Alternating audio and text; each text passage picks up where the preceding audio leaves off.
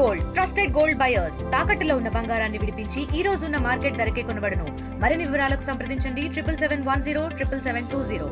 International yoga day పురస్కరించిన కూటమి ప్రభుత్వం నేపథ్యంలో అయితే ఈ యోగాంధ్ర పేరిట అయితే యోగాసనాలు నిజంగా ఈ కార్యక్రమం అయితే నిజంగా వాస్తవంగా చెప్పుకోవాలంటే ఈ బ్రాండ్ వైజాగ్ బ్రాండ్ అయితే మటుకి ఒక మంచి స్థాయికి వెళ్ళింది. కానీ ప్రజలు అయితే మటుకి దీనివల్ల ఉపయోగం లేదు. అసలు సిటీలో ఆంక్షలు కూడా చాలా ఇబ్బంది పడ్డారు ప్రజలు. ఈ నేపథ్యంలో మనతో పాటు విశాఖ సీనియర్ వైసీపీ నేత కేకే రాజు మనతో పాటు ఉన్నారు. సార్ చెప్పండి, ఏం చెప్తారు నిన్న యోగాంధ్ర కోసం? యోగాంధ్రాకి సంబంధించి 11వ ఇంటర్నేషనల్ యోగా డే సందర్భంగా కేంద్ర ప్రభుత్వం విశాఖపట్నంలో ఆ ప్రోగ్రాం నిర్వహించాలని తలపెట్టడం, దానికి సంబంధించి రాష్ట్ర ప్రభుత్వం అనేక రకాలుగా యోగాంధ్రాకి సంబంధించి అడావిడి చేయడం జరిగింది. మంచిదే, ఒక ఇంటర్నేషనల్ స్టాండర్డ్స్లో ఉన్న ప్రోగ్రాము విశాఖపట్నం లాంటి నగరంలో జరగడం వల్ల విశాఖపట్నం బ్రాండ్ ఇమేజ్ అనేది పెరుగుతుందని ఈ ప్రాంతంలో ఉన్న ప్రజలందరూ కూడా సహాయ సహకారాలు అందించడం జరిగింది. కానీ ఏర్పాట్లకు సంబంధించి ఈరోజు చాలా దురదృష్టకరమైన సంఘటనలు జరిగినాయి.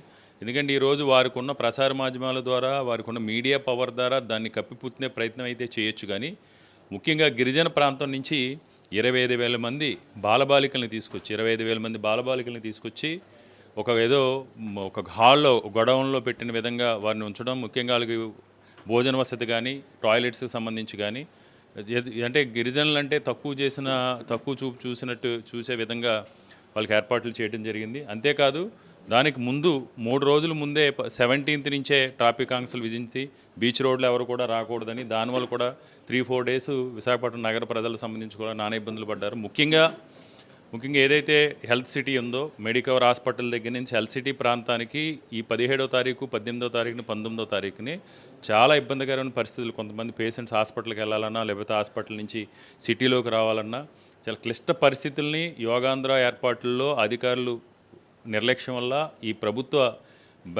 ప్రభుత్వం ప్రచార ఆర్భాటం వల్ల విశాఖపట్నం ప్రజలైతే చాలా ఇబ్బందులు గురయ్యారు.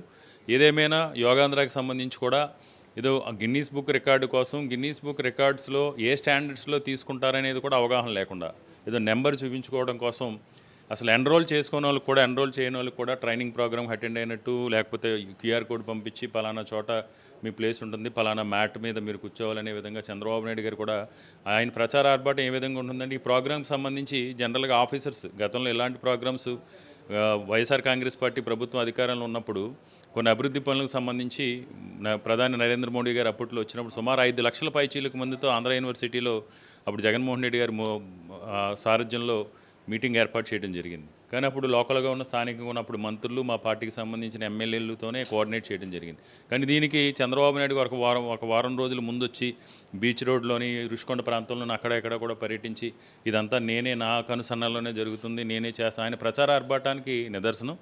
ఏదేమైనా యోగాంధ్ర వల్ల విశాఖపట్నం బ్రాండ్ ఇమేజ్ పెరుగుతుందని ఎవరైతే ప్రజలు సహాయ సహకారాలు ఇచ్చారో ఆ ప్రజలందరూ కూడా చాలా ఇబ్బందులు గురైన మాట వాస్తవం. అంతేకాకుండా నిన్న పొద్దుట కూడా క్యూఆర్ కోడ్ సంబంధించి, వాళ్ళ సర్టిఫికేట్ సంబంధించి కూడా ఒక కన్ఫ్యూజన్. క్యూఆర్ కోడ్ స్కాన్ చేయగానే 300 రూపీస్ పే చేయాలని వచ్చింది. తర్వాత నిన్న 12 తర్వాత ఆ నిర్ణయాన్ని మార్చుకుని ఫ్రీగా సర్టిఫికేట్స్ ఇష్యూ చేస్తున్నారని చెప్తా ఉన్నారు. సార్, పల్నాడు ఘటన గురించి టీడీపీ ప్రభుత్వం ఎమ్మెల్యేలు కానీ మినిస్టర్లు కానీ అనేక కామెంట్స్ అయితే చేస్తున్నారు, ఏం చెప్తారు సార్?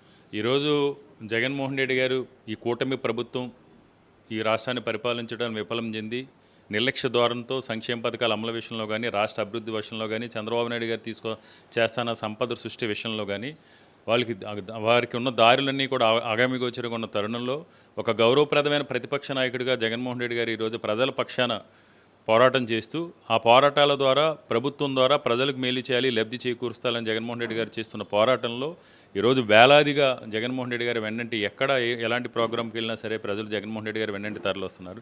దాన్ని చూసి ఓర్వలేక, అసూయతో, ద్వేషంతో ఏదో రకంగా జగన్మోహన్ రెడ్డి గారిని మనం నిలువరించాలి, అవసరమైతే జగన్మోహన్ రెడ్డి గారి మీద దాడులు చేయించాలనే ఉద్దేశంతో జగన్మోహన్ రెడ్డి గారి ప్రోగ్రామ్స్లో తెలుగుదేశం పార్టీకి సంబంధించిన కొంతమంది కార్యకర్తల్ని, గూండాల్ని కూడా ఈ ప్రోగ్రాంలో ఇన్వాల్వ్ చేసి వాళ్ళ చేత law and order issues create చేసి ఆ నెపాన్ని జగన్మోహన్ రెడ్డి గారి మీద నెట్టాలని చూస్తున్నారు. మన పల్నాడులో జరిగిన సంఘటన కూడా అదే.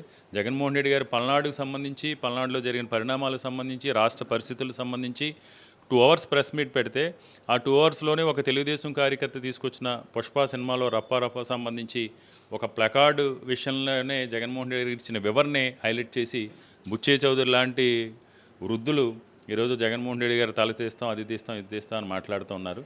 ప్రజలు ఇప్పటికే మీ తోక కట్ చేశారు. ఇప్పటికైనా మీ పద్ధతులు మార్చుకుని మీ ప్రచార ఆర్భాటాలతో మీ దోషణలు తగ్గించకపోతే ప్రజలే మీకు సరైన గుణపడని చెప్తారు. Right sir, right. ఇది ప్రధానంగా ఈ యోగాంధ్ర విషయంలో అయితే మటుకి చాలా తీవ్ర ఇబ్బందులు అయితే పడ్డారు. వారం రోజుల నుంచి అయితే ఈ ట్రాఫిక్ ఆంక్షలు విధించడంతో ఈ పేషెంట్లు కానీ హాస్పిటల్కి వెళ్ళే వాళ్ళు కానీ అంబులెన్స్లు కానీ బ్లాక్ అవడంతో చాలా ఇబ్బంది అయితే నేపథ్యంలో అయితే జరిగింది. అయితే బ్రాండ్ విశాఖ బ్రాండ్ ఇమేజ్ అయితే మటుకి మంచి స్టేజ్కి అయితే తీసుకెళ్లారు. ఉన్న వాస్తవాలు అయితే మనం మాట్లాడుకోవాలని చెప్పి నగర అధ్యక్షుడు వైఎస్ఆర్సీపీ పార్టీ కేకే రాజు అయితే తెలియజేస్తున్నారు. కెమెరామెన్ రమణ కుమార్తో శివరాం కృష్ణ టీవీ విశాఖపట్నం నుంచి.